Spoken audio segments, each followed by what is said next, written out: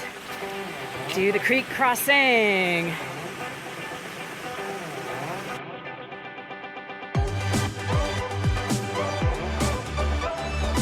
A gajillion trees falling all over it and making it easy come, easy go, little high, little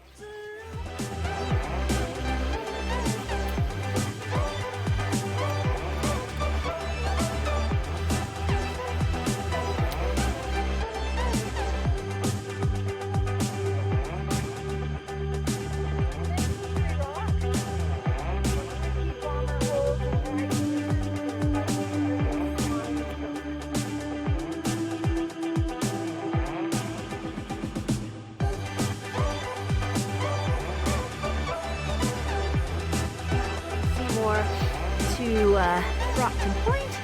We've just kind of veered off the main path and we're now in the figuring out which way to bushwhack. So far, believe it or not, we feel like we're on a bit of a kind of here, so it's all good. I think one of the advantages of being short is that when you're bushwhacking through these little things that are going uphill and you kind of have an animal's eye view, to me it looks like there's a completely obvious trail right there. Although if I stand up at eye level, it's nothing but bushes. Kind of like that. So I'm just gonna wait here until you guys are finished doing what you're doing. And yeah, you guys go do what you do.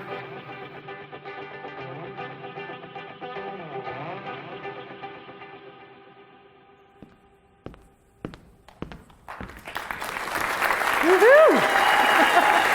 Hey, thank you. Thank you so much for coming out, and wow, what a year it's been. So around a year ago from right now, during the Vancouver International Mountain Film Festival, was anyone here on opening night last year? Woo, couple quiet people. Well, I had the pleasure of emceeing, and Liv Sansos was here, and she told us about doing 82 4,000 plus meter peaks in the European Alps, which is amazing and incredible. And all I could say to the audience was that, okay, during this festival, let's look for opportunities of these amazing things out there and find something that we can be inspired by and something that we can do, perhaps even right here in our own backyard. And as luck would have it, a few nights later, during the beautiful British Columbia show, Bill Maurer, Harry and Dave Crerar were presenting on their book, and I had the honor of emceeing again. And their book was The Glorious Mountains of Vancouver's North Shore, a peak bagger's guide. And they talked about this thing called the Bagger Challenge, which essentially, really, it's a Facebook group. If you go on, you can see all the lists of the peaks, and people log their peaks, and it's a bit of an annual challenge. And I was really excited about maybe trying this challenge and kind of mentioned it a bit during the show while I was emceeing. And during the break, I remember Jen Galinsky. She held the women's record. So she had done 76 peaks in 2018. And she came up to me and encouraged me and was so supportive and so enthusiastic and got me all excited about attempting. At that point, there were 80 peaks. And she got me excited about attempting to do 80 peaks the following year. And I might have let it slip out during the show. And next thing you know, I kind of was hooked. And so then on closing night, I actually recapped this whole little story and got this reaction.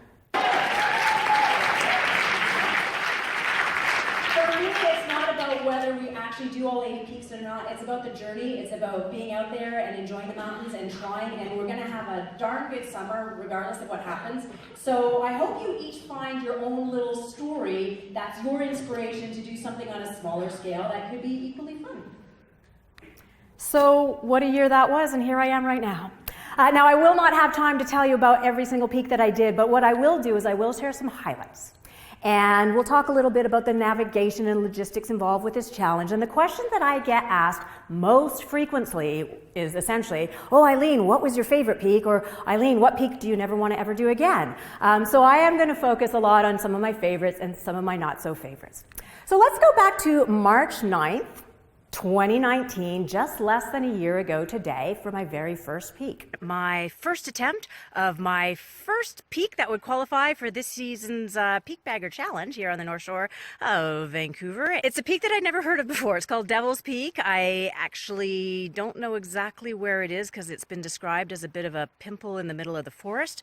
There will be lots of bushwhacking. There will be some creek crossing. I tend to be a bit of an old school map and compass kind of navigator, and that works really well when there's a well-defined summit that you're heading to. But given that we're going to be floundering in the woods, you know, we have some GPS tracks to follow, so we're going to see how that goes.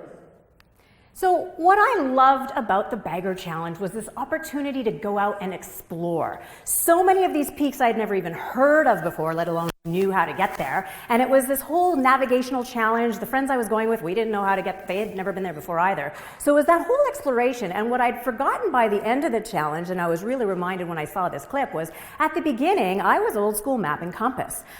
So I had to learn how to download GPX tracks and use them and follow them. And by the end, actually, you know, I got pretty good at it. And after the challenge was over and VIMFF introduced me to FatMap, and FatMap is this amazing program that gives this whole 3D imaging, and what I've been able to do for tonight is download a few, not all, don't worry, there won't be 82 of them, but just a few of the tracks to show you a little bit of where I went as we go along through on our journey.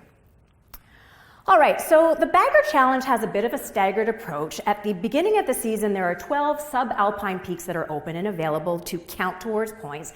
3 of them are little bumps in the middle of nowhere, Devil's Peak, West Knob, and Mount Underhill. But the remaining peaks that are open immediately are actually out on the islands. Anvil Island, Gambier Island, and Bowen Island are part of the Bagger Challenge, and that adds a little bit of an additional logistical challenge in that you actually have to get there. So I didn't even know how I was going to get there, and as luck would have it, my now good friend Laura, who's here in the audience, she organized a boat full of people, some of whom are in this audience tonight. Yeah, woo! And I was just meeting most of these people for the very first time, and we went up to do leading peak on Anvil Island. And now remember, when this challenge started, I thought there was going to be 80 peaks, so I was signed on for 80 peaks. And this little discussion happened at the summit that day. It's a beautiful sunny day. This is my third, and Bill, you did this amazing spreadsheet, which I just looked at like when I got back yesterday. And it looks like there's actually 81 peaks on it. There are. So apparently now I'm doing 81 peaks this year, not just 80. And so the hashtag going for 81 was born. One of the other highlights of the season was actually a trip called onto Gambier Island, and there's a series of peaks there. So this time I was the one who organized the water taxi. We got a boatload of people to head on over there, and Gambier Island was super fun. So we went up Mount Artaban, and we went down the other side to touch the water. We went back up Burt's Peak, and from there, Andy on the right-hand side, who's in the audience tonight, by the way, he went back down to catch a water taxi home. And the remaining gang, we went over to Gambier Lake, and we set up camp. So this was actually the first overnight of the season for me, and it was something I started to incorporate more and more in order for me to be able to do this challenge. I'm not fast enough to do them all in one go sometimes, but by staying overnight, I could get all the peaks in the island over 2 days. So what was super cool about this trip was that Andy left, and we didn't really know what ferry he was catching the next morning, and we didn't know where we were going to camp when we left Andy. It just so happened we found this great spot here. We didn't know what time we were going to get up in the morning. We were all just kind of playing things by ear, and then magically this happened. Oops, not that, sorry. There's our route. Oh, the one thing I did want to share with you though is, so we wound up camping here. We didn't know we were going to be camping here. And this was where Andy would have gotten on the ferry. So from here to here, I mean, anything could have happened. But you know what happened? This happened. So this is quite the exciting timing, Andy. Wow, so we just hit the summit like moments ago, and our partner from yesterday, Andy, who went home and got a good night's sleep at home, but we had a really great night's sleep here. He's just rejoining us. Hey, Andy! Hey, how you doing? So, I mean, go figure. It was such serendipitous timing. We got a group summit selfie, and then most of us went back down up to another mountain. So that was Liddell. We went over to Killam, and then it was a race to catch the ferry, and we did catch the last ferry home. So starting on April 1st, a bunch more peaks opened up, so there are now 27 peaks in the challenge. And these are the more common local peaks that many of us do after work or on a weekend.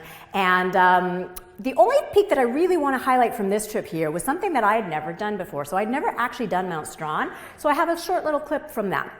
I started down at the water at Sunset Bay Marina. It's kind of cool as I'm plodding my way up this chute to be able to, at various points in time, turn around and look back to where I came from. Look at the waterway down there and think, whew, I walked all the way up here from way down there. This glorious, glorious journey up a beautiful snowy hill with the ocean below us and nothing but blue sky above us. And when I say us, I guess I kind of mean me. Well, and maybe you guys watching, whoever's watching, hello out there. I wonder if at any point during this challenge I'm gonna stop being in awe. But at this stage of the challenge, every time I get up here, I'm just totally in awe of, well, just everything. And wow, look, there's the lions over there. So we got beautiful views of Howe Sound down there, which is where I started. And can't really see the snow chute that I came up, but it's in between us and the South Summit, which is over there. On the other side, you can actually see Vancouver over there. So beautiful trip. It's now May 25th and I'm finally doing my last spring peak. Mount from my 27th peak of the season, and that's actually the last of the spring peaks, so I have to wait till June 22nd to tackle any more peaks. Thanks to Laura and Monica, who are behind me. Well, we'll just move on then and let all the peaks begin. And I know both Laura and Monica are here in the audience tonight. So June 22nd, just around the longest day of the year, summer solstice, I decided my first adventure was going to be all the back peaks behind Mount Seymour. I posted this up as a BCMC trip. So my good friend Dawn, who I'd done a lot of trips with before, signed up, and Crystal signed up, who had never met either Dawn or I before. She was a real trooper. We started on a Friday night after work. We hiked up about, around the backside of Mount Seymour, caught a beautiful, beautiful sunset, and we set up camp somewhere behind Mount Seymour en route to Runner Peak, which was going to be our first peak of the day the next day. So Runner Peak, I have to say, was super fun. Really nice little scramble to get up to the summit. There we are in the summit. From there we did a traverse over to Mount Elsie, and those two peaks as a loop, if you go down towards the Elsie Lake Trail and back out, that would have been a delightful weekend. Oh, there's some giggles. I bet you think there's more. Well, so once you get beyond here, there's these Rector, Curate, and Vicar peaks down to Vicar Lakes. And the trail for that was pretty much all like this. This is what our day's been like today. Mostly. This is what the trail's like, but it's all good. We're going up. There's Dawn up there. And we're going up through the bushes and brambles into the woods. So that was a section that, by the time we got down to Vicar Lakes, I was pretty done with that and don't ever feel that I need to do that section of trail again. But we were able to get a really good night's sleep, wake up, rested and rejuvenated, and then we set up to do Mount Bishop, which actually was another highlight. So the trail up to Bishop was lovely. There's a beautiful snowy approach, kicking nice easy steps on the way to the summit. The summit was lovely, would have been better with a view, but that's okay. Nice traverse over to Clegg, which was also a highlight of the trip. So again, if you take the Seymour Demonstration Forest, which you can actually ride a bike up and ditch your bike, you can hike the trail up to Vicar Lakes, do Bishop, do Clegg, go back out, that would be lovely. However, there were these other peaks. So here, that's Clegg right there. There's this thing called Bishop Bump. The way down was bushwhacky and nasty and bleh, but there's the lake. It wasn't the end of the world. And then this is kind of meh. And then we got up there and there's no views, and it was kind of like, I don't know why anyone would really want to go there. If there's one peak to remove from the challenge, my vote would be, it would be this one. But then we started to go down, and we had to descend from here to this river to cross that creek. And essentially it started just getting progressively steeper and nastier, and I like to call this tree branch rappelling. Some people call it the veggie belay, but essentially you're putting all of your body weight on those branches and just lowering your feet one at a time and getting down as best you can, and it's really slow going. So it wasn't that the distance was that far, it was just that the terrain was not something you could waltz through. We were finally just getting down to the creek, but it was a bit tricky to figure out, how to get to the... Now, keep in mind, I was the first one down, so I got my little butt down there by myself first, and then Dawn and Crystal made their way down there. And this is the longest day of the year, so it's still light out right now. It probably is about 9 p.m. though, and we still had to get all the rest of the way out to hit the Elsie Lake Trail. There we go. So at this point, we are here, and by the time we hit the Elsie Lake Trail here, it's now after 10 o'clock and it's pitch black. And I think what any sane, reasonable person would do, especially people carrying tents and sleeping bags, was we should have probably set up camp there. However, Crystal wins the award for the best employee in the universe, and there was absolutely no way she was going to be late for work the next morning. So we proceeded to take this very long slog that took us till, because we're tired, we're exhausted, we're beat, it's been 2 days worth of this, we're not traveling very quickly. It actually took us till about 5 in the morning to get to the car. There was lots of naps and stuff on the way, but we did get to the car, and Crystal, who is the universe's most dedicated employee, she went to work, and big hats off to her, and she was a total trooper, and I would go on any trip anywhere ever again with her again, except the caveat being is we need to have an extra night if we need it, and we're not hiking through the middle of the night. So I was pretty beat up after this, and I thought the following weekend I should do something maybe not quite so intense. And I figured I'd done all those Lions Peaks, the West Lion, and there's James and David and Harvey and all those. I thought, let's just have a nice, easy little trip there. So we're going to do a few little House on Crest Trail peaks, and I set out what started as a solo adventure. It is stupid o'clock on Saturday morning, and in an attempt to potentially have company later on in the day, I got started at even stupider o'clock and drove my car to the Lions Bay trailhead and rode my bike down the hill, walked up the hill. I am now on the unnecessary trail, and apparently there's a few of the regular seasoned veteran peak baggers who are far speedier than I will ever be in my lifetime, who are going to be starting a little bit later this morning, and my goal is to make it up unnecessary. I guess there's north and unnecessary. There's 2 peaks up there, and to the base of the Lions before they actually pass me, and then we'll have an opportunity to do a few peaks together, and then of course they will leave me in the dust, and I will carry on at a leisurely pace and spend a lovely evening up in the mountains. But so now I feel like I'm kind of in a bit of a race, because I can't continue at this pace. I got to pick it up and give her. They are going to be starting, I don't know, like a couple hours behind me, but they're just that much faster. So we'll see how long I can hold them off. I have arrived at the north peak of Unnecessary Mountain. That's the south behind me. And no one's caught me yet, which is super exciting, but I feel like the pressure's still on. So I'm going to ditch all my camping gear here and run over to south and back.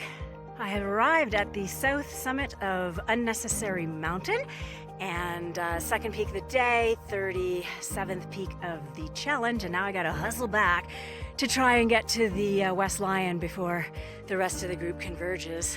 Hopefully I get a chance to catch my breath, and onwards. So what was super exciting about this day was and this is Don Simpson, so the first person I ran into was Don Simpson. He had started down at the water and was just going to tag a summit and head right back down again, because that was his thing, doing what is known as water bags. But we had a few people starting at Unnecessary, a few people starting at Cypress. Everybody was on different missions to bag different peaks, and we magically reunited, those of us who were carrying on, at the West Lion. And here we are starting the traverse to access the Lion. That's Jamie and Steve there. And we made it up as a small group to the top. And look who made it to the West Lion summit first. Surprise, surprise. How long have you been standing here, Tim? Seems like forever. Love it. Let's try to high five. Whoops. Here we go. High five. We're alive. I can't really see you, so I'm just expecting you to hit my hand. Awesome job, you guys. So what was kind of really cool for me right now is, you got to remember, I just decided on a whim to try this challenge. Now, that said, I am quite an experienced, camper, backpacker, mountaineer, and all those other long, slow expeditions. I'll go on an expedition for a month, and I'm okay with that. But these guys are quick, fast, ultra runner type people. And Don, who you saw in the previous picture, along with Jamie and Steve, they were the three guys that did the 80 peaks in 2018. And Tim here went on to win this year's challenge. And him and Steve and Andy and one other Jan who's in the audience here tonight, and then all of a sudden me became the ones to do the 81 peaks this year. So how exactly I got into this group, the only thing I can say is that I adapted a totally and completely different approach to this challenge. The Bagger Challenge isn't about who does the peaks the quickest in each day, it's just who does the most. And by camping and doing overnights and going slowly and taking it easy, I think I added a different element to the challenge that enabled me to actually play in this arena. So as a team, we went on to Thomas, we went on to Enchantment, and Enchantment was basically an exercise now of me chasing these guys down. Off they went, and I was like, wait for me! But we did make it up to the summit, and once we got back to the House Sound Crest Trail, they actually ran home because they were done for the day, and I carried on at a slower pace to do James, David, and set up camp at Magnesia Meadows. Now I think because I was on such a high pace all day, and because Enchantment added a whole other level of bushwhacking and scrambling, I was a little bit more tired than I expected. So I slept in the next morning, I went and tagged Mount Harvey, there's Mount Harvey, but I wound up feeling a little bit too baked to do anything more, so I proceeded past, this is the area to access what is known as Magnesia Peak, and we're going to come back to, remember this spot because we're going to come back to it later. But I went on down the Brunswick Trail, which on a given day is a normal easy trail, and once again, I was pretty beat up and fried. My body was being subjected to things that it was not used to. So as I approached the upcoming peaks, I had to take a few steps back and slow it down a little bit. So I did Goat Mountain and Goat Ridge Peak one weekend, and that was hard, which shouldn't be, so I needed more downtime. I did South Needle, Middle Needle, North Needle the next weekend. Again, shouldn't be hard, but it was. So my body was needing some recovery time. It took me a full 3 weeks before I was finally back up to speed again and was able to enjoy a nice weekend with my buddy Magnus. We did a Friday night approach up to Patton Peak, which was lovely. From Patton, you could see Cathedral Mountain off in the distance there. We went up Coliseum, and Coliseum was beautiful. We watched the sunset. That's West Burwell there, where the sun is setting. We set up camp right by that tarn and just had a beautiful, lovely evening. And the next morning, we were able to go up Burwell, ditch our stuff, and then head over to Cathedral and back. And then camp again near Burwell, and then the final day we went up West Burwell and out, and I feel like, okay, finally I think I have my game back on. I'm recovered, let's do some more peaks. Back to the House Sound Crest Trail, another highlight. So this is that same spot that I showed you earlier. Now the snow had cleared. I went up with, I think I'd posted this as a BCMC trip as well. Sean from the BCMC came up with me. We set up camp on a Friday night. It was a rainy Friday night, but by Saturday morning it was lovely, and that was the summit of Magnesia Peak, where you can see Harvey and the lions behind us. And then we went and did Brunswick Mountain, and that has a beautiful ridge. Nice long ridge, and from here you can see really great views of Mount Hanover, which was another peak that was on my highlight list. You can also see really great views here of, so there's Deeks Lake, Hanover Lake, Brunswick Lake, and this area here is the whole Deeks area, which I'm going to show you about later. And when I talk about these jagged, pointy peaks, you can see how jagged and pointy they are in these photos here from a distance. We also took a look at, there's a Fat Ass Peak, Hat, and Wetton, which was my plan to do the following day. And so Sean went on out, he was done for the day, and I set up camp right at the intersection where the Fat Ass Peak Trail is. Something about these mountains at a certain time of year, they get a little buggy. So if any of you here been out in the bugs in the North Shore Mountains, there's a lot of great things about those mountains, but bugs aren't on the top of my list for that. So I'm not sure if the video captures what's flying around my head, but this is how I enjoy my morning coffee out here, is a cup underneath a bug net, because there are quite a few bugs. Yeah, so aside from that, it was a beautiful day. I went up Fat Ass Peak, that's hot in the background, great view of Mount Hanover, and now we're at the summit of... Oh, wow! And now I can see down to the water again. How cool is that? Oh, how sound down there. Sweet. Yeah. And that's a great view of Wetton, which was another peak that I went on to do, making it 5 more House Sound crest trails.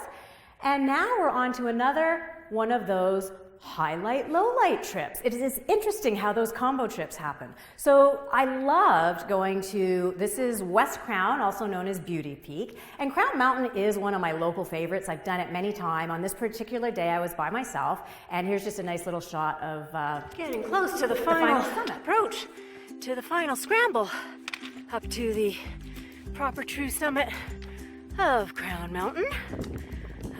Once I get kind of closer, I'll ditch the pack and just take the camera up that.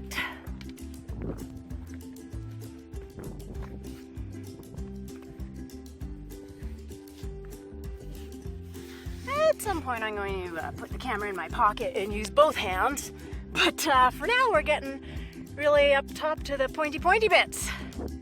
I am now straddling the highest of the highest pointy bits on top of Crown Mountain. We'll see what I can do with the camera, but that's lower than me. And here I am again.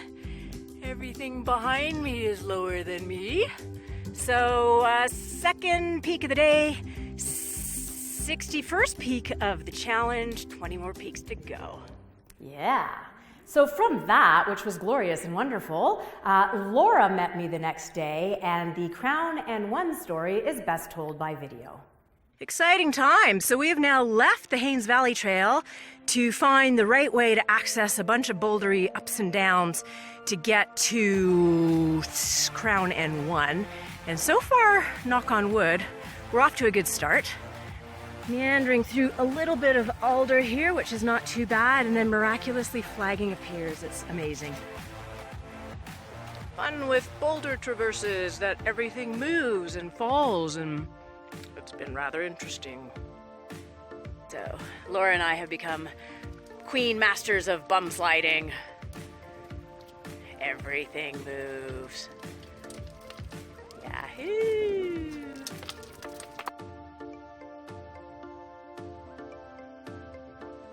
Been trudging along, and we think we're getting closer to the col, which is exciting. But it's always like, which gully are we in? Should we be scrambling? Should we be bushwhacking?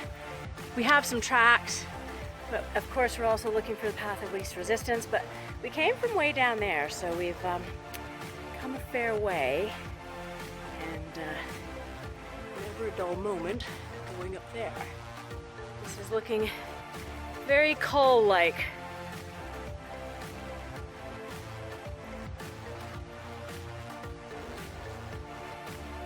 We're going to be going up there.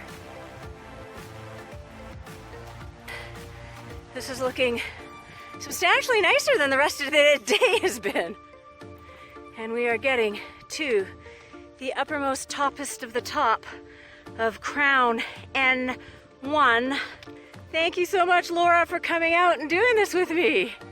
And I believe this is the tippity top. Look over there. Nice.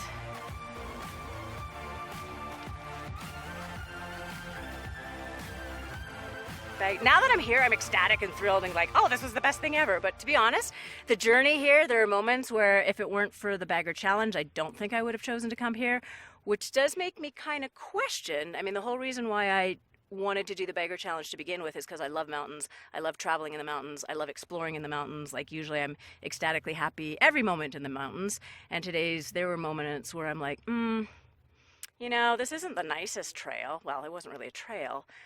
So yeah, I want to make sure that there's nothing about this challenge that in any way dampens my enthusiasm and love for being in the mountains, because that is first and foremost what it's all about.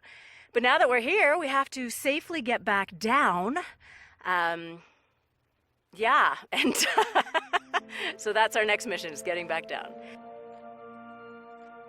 So we were kicking butt on the way down from the col to what we had called our lunch spot, and then we were traversing across, and we were finding really good lines and moving really, really quickly, and we wound up hitting a creek crossing substantially below where we crossed on the way up, but it was all smooth and easy. So like we had to decide, do we go up to the other tracks or do we traverse? And at the beginning, all the traversing was super easy, so that was cool. But now we're in this more bushwhacky thing, and of course we've lost our daylight, as happens when you hike a long time. So we managed to hit our tracks, which is great, and all the tracks and everything. But it's a little bit harder to see where you're going in the dark, so we've been sort of navigating, and we realize we're a little bit below our tracks right now, so what do you think, Laura? I don't know. We found a nice smooth rock. Those are my toes wiggling in my burrito. We're comfy, we're warm, it's a beautiful night. There we go.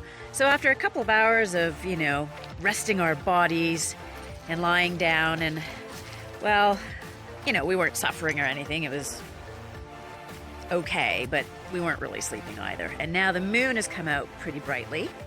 So, I mean, right now this footage is just showing Laura's headlamp and Laura bouldering in the dark. It makes it look a lot darker than it is, but the moon is pretty bright, so we're gonna boulder on a little bit under the moonlight. And we have hit the Haynes Valley Trail. And excitement, we made it to the official real campsite before dawn, despite the little temporary unplanned bivvy, which let us rest up for a little bit. We basically navigated and bouldered and bushwhacked in the dark and made it to camp, where I'm going to have a nap before heading out. And yippee, we made it!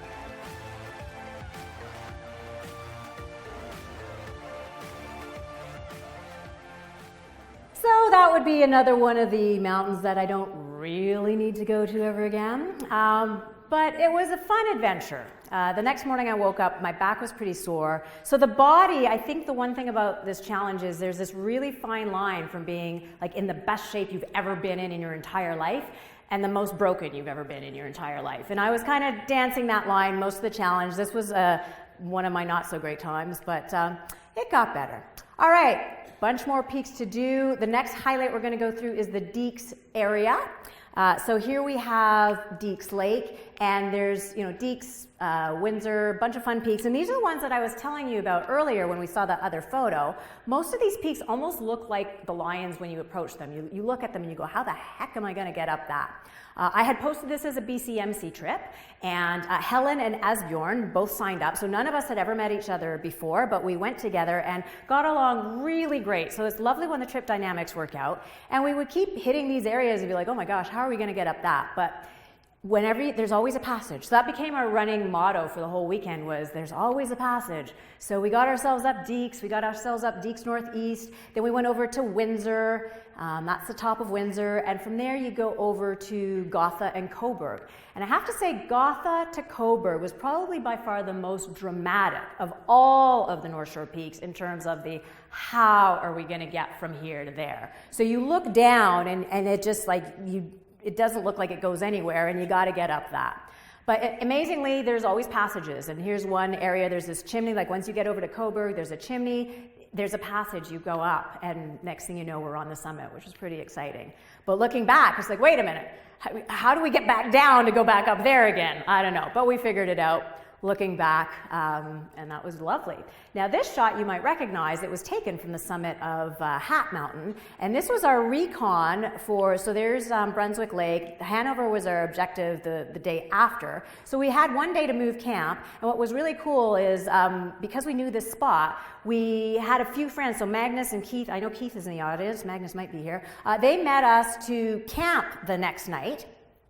So we set up camp in that area, and then Steve White, who was one of the, every year he does all the peaks, and he's now taken over as the organizer of the Bagger Challenge, he was going to meet us the next morning, and we were all going to go for a scramble up Hanover. Hanover, definitely another real highlight. It is for sure an exposed scramble with moving rocks, so most of us were wearing helmets that day. And there's a few sections where there's some webbing. The chute. Yeah, There's some webbing and some ropes up there to help, navigate the chutes, but we lucked out with great weather. Coming up to the top of Hanover. Yippee, 68! So at this point, this is my 68th summit. All right, now the Capilano Peaks, there's a really long approach to that, which is not so exciting. But once you get up there, it is quite lovely. So here's some lovely shots of me and Laura. We went there together. And there was a bit of a plot twist on this peak. So there's gorgeous views. Summit of Beth Peak, which is a bonus peak. So there's talk about potentially adding this peak to next year's Bagger Challenge. It is not one of the 81 official peaks of this year's challenge, but I'm here, so Laura and I thought we would just do it anyway. So this is now my 72nd unofficial peak, and which would mean if I do the 10 remaining official peaks, my unofficial peak count would be 82, but I think only 81 of them count. So that is how this entire hashtag going for 81 wound up with me actually doing 82 peaks. All right, we're getting so close. We're now 1 weekend before the end for me. This is the summit of Deakin. And after the summit of Deakin, at the end of September, I had 3 more peaks. However, rainy season was about to begin. I had to go down to LA for a book launch. I had actually published a chapter in a book that was about my mountain experiences and about this project that I was working on, and I actually will have copies of that book for sale in the lobby today. So I was out of town, it was raining, there's a whole lot of reasons, we're running out of time, and I was looking for opportunities to do my 3 more peaks. So I had to take a Friday off work, couldn't find anyone to go with me, but Echo and Zinc are up here, and I set up to do that on my own as described by this video. I have donned my bushwhacking gear, complete with gardening gloves, and it's time to head in. Oh, so I honestly can't say that I love that last section. There's a lot of trimmed branches, so I know I'm totally on the right track, but that was like pretty vertical up a bunch of bushwhacky branchy stuff that I didn't like that. So what's amazing about route finding here is there's no flagging. And you just kind of got to go where you think it logically goes, and you have no way of knowing if you're on the right track. And then you notice that, like, somebody trimmed some of the branches. So clearly somebody's been here before. So I am on the right track, and that's kind of exciting. Starting to see some peaks. Hoo-ha! I'm getting up kind of higher here. That looks like a summit cairn. And check out all the views around here. Pretty impressive. I am on the summit of Echo Peak. First peak of the day, a long day it was, and my 80th peak of this challenge, so only 2 more to go. Hoping to get Zinc in this afternoon. I am on the summit of Zinc, 2nd peak of the day, 81st peak of the challenge. Only 1 more peak to go. So on the list of things to try not to do, one would definitely be to not forget your trekking poles. So it's already night, it's already dark. It's not really gonna get any darker. So I stopped to take a break, blah blah, and I put my trekking poles down, and then I got up and I wasn't thinking, and I realized that I didn't have them. So now I am bushwhacking back in the dark, but the thing that's kind of nice here is there's lots of chopped little branches, so thank you to Dawn, Steve, Tim, whoever was out here chopping branches. I'm kind of on a track-ish, and I know my Strava shows me where I last stopped, so I'm hoping, optimistically, that I might find them. Eureka! Look what I just came across! Way to navigate in the dark back to random lost objects in the middle of nowhere woods. So yeah, apparently I got pretty good at that whole GPS track reading and everything and navigating, so I was pretty excited about that. And lo and behold, I have one more peak. Forks.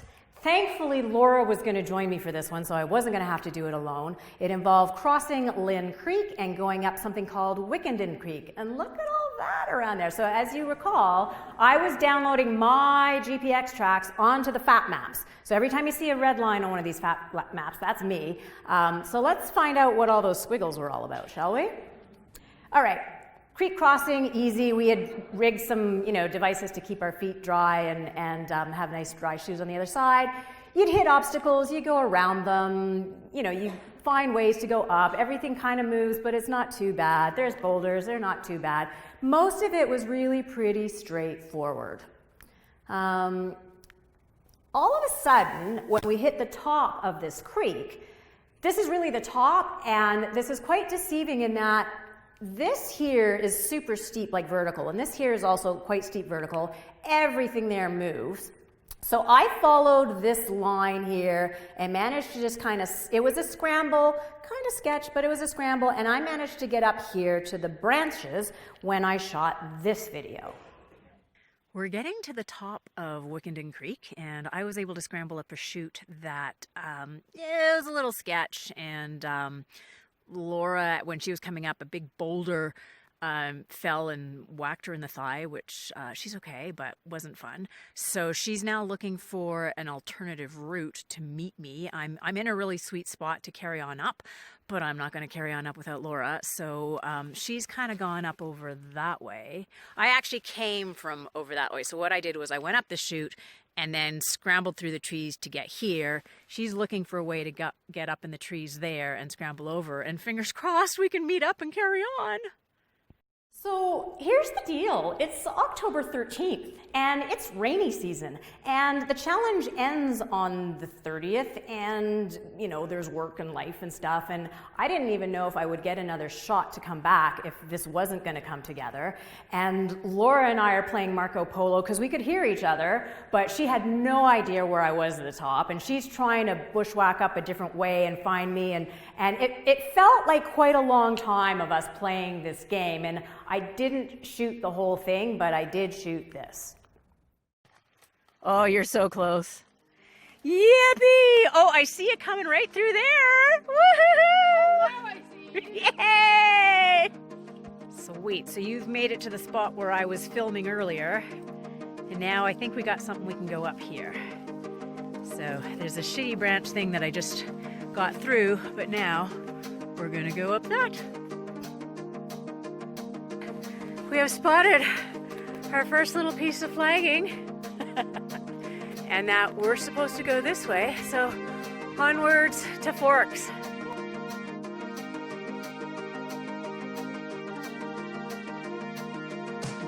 I think that might be the summit we're going to go over to there.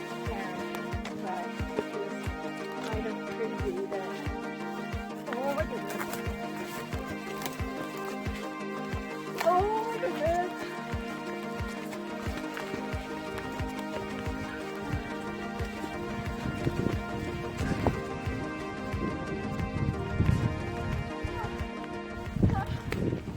I think I got all the crying out of my system when I was running over here, but we have just made it to the summit of the year, and seriously, I was crying that whole way we were running up here. Thank you, Laura, for being here with me, and thanks to everybody who's been on this adventure and this journey. And today's mission is only halfway, so we still have to get back down, but 82 peaks in this season's Bagger Challenge.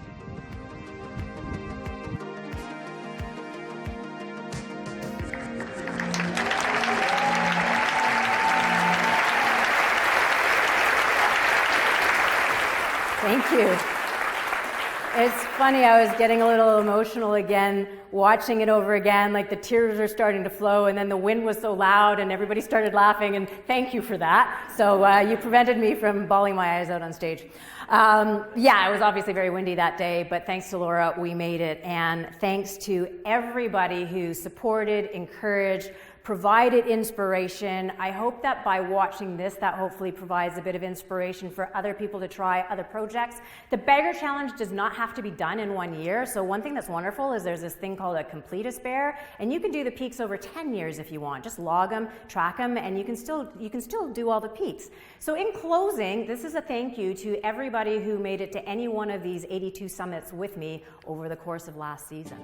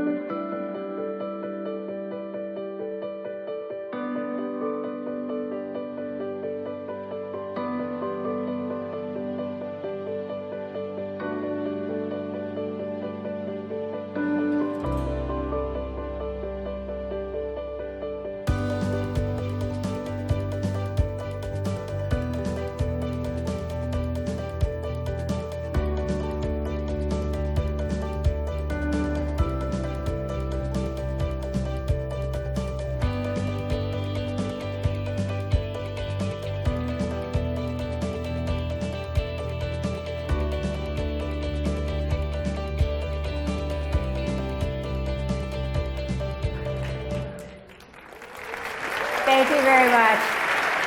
Thank you.